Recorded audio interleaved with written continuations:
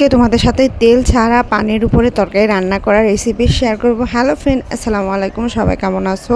সবসময় তো তেলের মধ্যে পেঁয়াজ মশলা সব কিছু কষিয়ে তরকারি রান্না করি, তবে আজকে শুধু পানির মধ্যে সব কিছু দিয়ে তারপরে তরকারি রান্না করব। চলো শুরু করি। প্রথমে আমি পরিমাণ মতো পানি নিয়ে নিয়েছি, দিয়ে দিলাম মাছ, তারপরে দিয়ে দিলাম টমেটো, কাঁচামরিচ, পেঁয়াজ কুচি সব কিছু দিয়ে তারপরে দিয়ে দিব হলুদের গুঁড়া 1 চামচ, মরিচের গুঁড়া 1 চামচ, তারপরে দিয়ে দিব লবণ, দিয়ে দিব পরিমাণ মতো তেল, যতটুক লাগবে ততটুক দিয়ে দিব আমি। তারপরে এখানে আমি ইউজ করেছিলাম রসুন আর একটু জিরা বাটা, সব কিছু দিয়ে ভালো করে হাত দিয়ে মেখে আমি মিক্স করে নেব।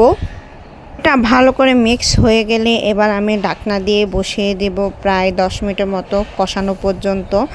তো এটা প্রায় কষে গেছে, তো এখন আমি তোমাদেরকে দেখাই, ঢাকনা উঠাই।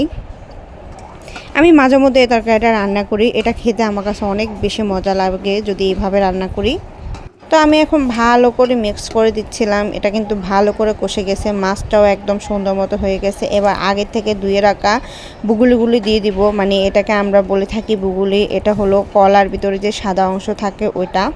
তো এটা আজকে আমি রান্না করছিলাম যে বুটের ডাল আর মাছ দিয়ে। তা আমি এখন আগে থেকে সিদ্ধ করে রাখা বুটের ডালগুলো দিয়ে দিলাম। সব কিছু দিয়ে ভালো করে কিছুক্ষণ মিক্স করে নেব। মিক্স হয়ে গেলে এবার ঢাকনা দিয়ে প্রায় 20 মিনিটের মতো রান্না করে নেব, যেহেতু এটা অনেক বেশি শক্ত থাকে, এটা হতে অনেক সময় লাগে। তো আমি এখানে একটু পরিমাণ মতো পানি ইউজ করেছিলাম। তারপরে 20 মিনিট পরে এই যে আমার এটা প্রায় হয়ে গেছে। আমি নাড়াচাড়া করে আরও কিছুক্ষণ রান্না করে নেব একটু পানি শুকানো পর্যন্ত।